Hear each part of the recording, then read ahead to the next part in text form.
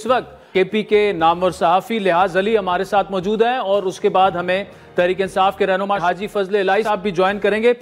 लिहाज अली, ये बताएगा कि 8 फरवरी को सुना है कि बहुत बड़ा एक जलसा करने जा रहे हैं सवाबी में, लेकिन एक क्लियर स्प्लिट हमें नजर आ रही है, जो ऊपर से तो डिनाई कर रहे हैं। एक तरफ जुनैद अकबर साहब हैं जो सूबाई सदर हैं, दूसरी जानिब अली अमीन साहब हैं।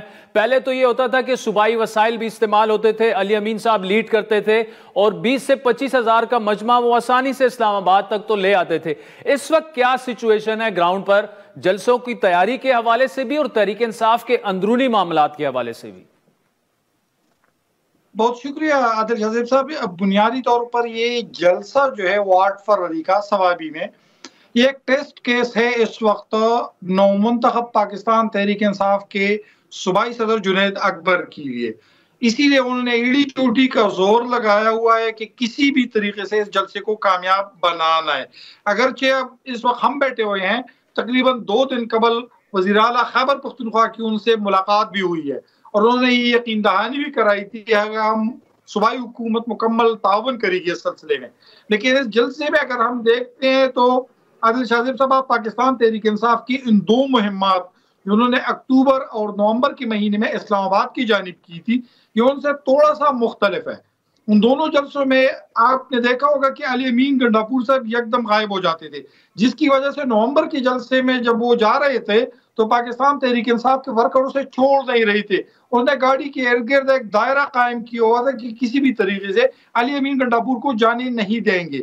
इसी वजह से इस वक्त जो पार्टी वर्कर्स है वो किसी हद तक एक गैर मुतनाज़ शख्सियत जुनैद अकबर की पीछे खड़ी है और वो चाहती है कि जुनैद अकबर हमें धोखा ना दे। इसीलिए जुनैद अकबर ने बुनियादी तौर पर अगर हम देख सकते हैं तो आदिल शाजिब साहब को ये भी पता होगा कि इस जलसे का इन्हिसार खैबर पख्तूनख्वा की मैदानी अजला पर है, जिसमें सवाबी, मर्दान, चारसद्दा, मोमन, खैबर और पेशावर और नौशहरा शामिल है। ये वर्कर बेसिकली मुतहर्रिक करेंगे और जलसे की सबसे बड़ी तादाद यहीं से आएगी। मलाकड़ से, क्योंकि खुद इसका ताल्लुक भी है जुनैद अकबर से, तो वहीं से उनको सपोर्ट मिलेगी। अब इसका बहुत कम इन्हिसार जो है वो हजारा डिवीजन और इसके अलावा जो जुनूबी अजला है वहां पर है, लेकिन फिर भी तवक्को की जा रही है कि वहां से भी उनको सपोर्ट मिलेगी। पाकिस्तान तहरीक इंसाफ का अली अमीन की सूबाई सदारत के बगैर ये पहला जलसा हुआ। इसी वजह से एक टेस्ट केस है। जहां पर आपने इख्तिलाफ का जिक्र किया, वाकई पाकिस्तान तहरीक इंसाफ के अंदर इस वक्त इख्तिलाफात और दड़े मौजूद है।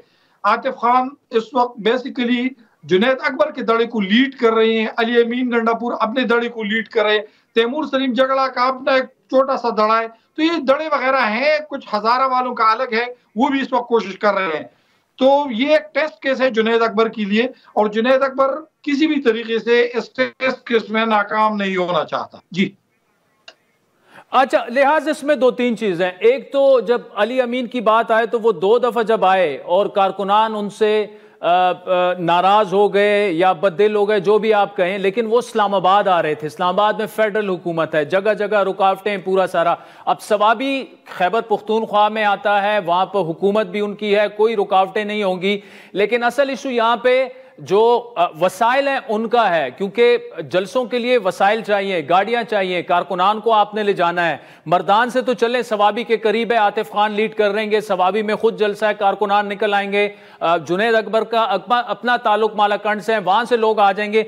लेकिन बाकी पेशावर, चारसदा, नौशहरा, वहां के जो लोकल जो MPAs हैं, जो मिनिस्टर्स हैं, वो कितना लोगों को मोबिलाइज कर रहे हैं और कितना उनकी एक्टिविटी आपको नजर आ रही है, अगर आप कंपेयर करें पिछली 2 दफा से? तो एक तो ये कि इस दफा नॉर्मली हुकूमत होती है तो हुकूमत को दिखाने के लिए, या वो MPA जो इस मुतलाशी होते हैं कि उन्हें कोई मामले खुसूसी मुशीर या वजीर का ओहदा मिले, तो वजीर आला के सामने आना चाहता है। इस दफा वो वाली एक्टिविटीज जो नवंबर और अक्टूबर के लिए देखने में आई थी वो इस वक्त देखने में नहीं आ रही है। अगरचे इस वक्त पाकिस्तान तहरीक इंसाफ की कोशिश है कि उसको मुतारिक किया जाए और वर्कर को किया जाए, लेकिन जो MPAs और MNA का जोश या वलवला होता है वो नहीं होता। बुनियादी तौर पर आपने ये भी देखा होगा कि पाकिस्तान तहरीक इंसाफ की जो ऑर्गेनाइजेशनल स्ट्रक्चर या तंजीमी ढांचा है वो इंतहाई कमजोर है। ये भी आपने देखा होगा कि 2013 में असद कैसर साहब आखिरी मुंतखब सदर थे। इसके बाद पाकिस्तान तहरीक इंसाफ जो है वो मुसलसल اس کی اسلام آباد سے تعیناتیاں ہوتی ہیں. جنید اکبر کی بھی اسی طریقے سے تعیناتی ہوئی ہے. نہ کوئی انتخابات ہوتے ہیں، 2-3 بندے مل جاتے ہیں، ایک 2P ڈرامہ ہوتا ہے اور پارٹی کی صدارت اور جنرل سیکرٹری کے حوالے سے وہ بلا مقابلہ عہدے تقسیم کی جاتے ہیں. لیکن اس دفعہ جو وسائل کا آپ نے ذکر کیا، وسائل پھر بھی استعمال ہوں گے.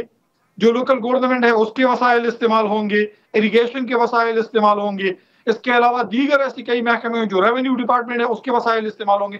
تو یہ وسائل استعمال ہوں گے. سرکار ہوگی تو سرکاری جلسہ بھی ہوگا. جی. اور کارکنان جو ہیں وہ کتنے چارجڈ آپ کو نظر آ رہے ہیں؟ گزشتہ 2 دفعہ جو اسلام آباد گئے تھے، اس دفعہ کیا آپ کو اس طرح گہما گہمی نظر آ رہی ہے؟ کوئی ایکٹیویٹی اس طرح سے نظر آ رہی ہے؟ کیونکہ کل کا دن ہے، پرسوں جلسہ ہے، تو آبویسلی پشاور میں آپ بیٹھے ہیں، آپ کی کافی چیزوں پر، آپ کی نبض پر آپ کی ہاتھ ہے. نہیں، کوئی اس طرح کی ایکٹیویٹی نظر نہیں تھی. صرف ایک موٹر سائیکل ریلی گزشتہ روز نکالی گئی تھی. آرگنائزیشنل سٹرکچر کے حوالے سے 2-3 جو پارٹی کی لیول پر میٹنگ ہے وہ ہوئی ہے، لیکن کوئی اتنا بڑا جس کو ہم کہہ سکتے ہیں کہ جلسے کو کامیاب بنانا ہے. ابھی جب ہم بات کر رہے تھے تھوڑی دیر پہلے، وزیر اعلیٰ علی امین گنڈاپور نے تقریباً ایک ہومیوپیتھک اسٹیٹمنٹ جاری کر دی جس میں انہوں نے کہا کہ تمام جو ہے ورکر نکل آئے. 8 فروری جو ہمارے لیے یوم سیاہ ہے، ہم کسی بھی طریقے سے اس کو نہیں چھوڑیں گے اور ورکر جو ہے متحرک ہوں گے. لیکن جو آپ بتا رہے ہیں آرگنائزیشنل سٹرکچر میں، وہ اس وقت نظر نہیں آ رہا. جو نومبر میں تھا، جو اکتوبر میں تھا، جسے آخری انقلابی کال کا نام دیا گیا تھا، وہ نہیں ہے. ہاں، پارٹی ورکر پھر بھی کسی حد تک ضرور نکلیں گے، اور اس کی بنیادی وجہ جنید اکبر ہے.